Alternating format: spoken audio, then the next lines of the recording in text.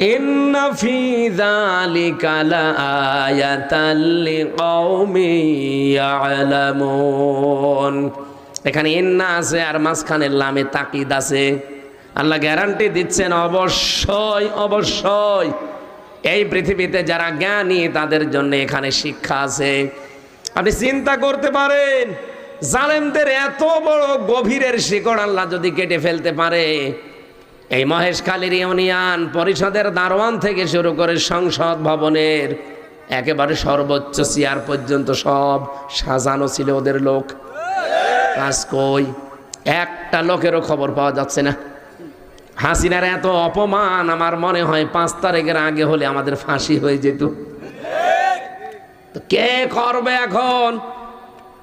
এমনকি পুলিশও এখানে বসে থাকতো না, 4 জনই আমরা ধরে নিয়ে যেত। এখন 4 জন না 4